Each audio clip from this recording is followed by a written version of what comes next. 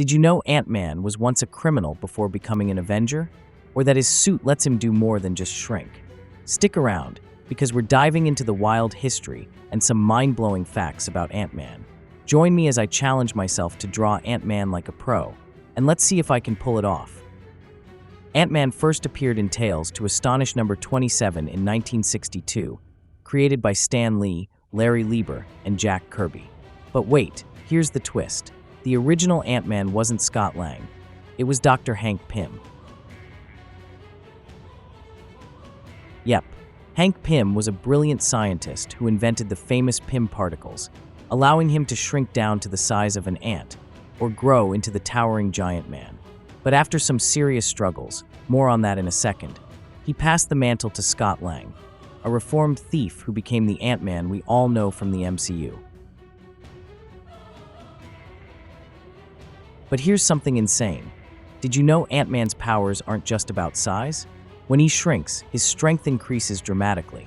He can punch with the force of a bullet, while staying tiny. Imagine being knocked out by something you can't even see. And let's not forget the wildest part.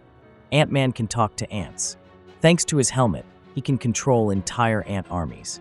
Sounds silly. Well, in Avengers Endgame, those little guys helped save the entire universe.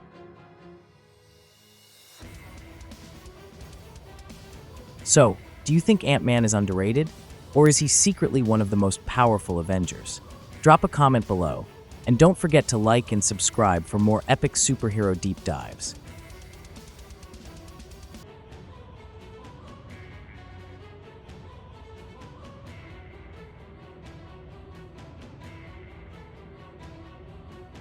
Thanks for watching.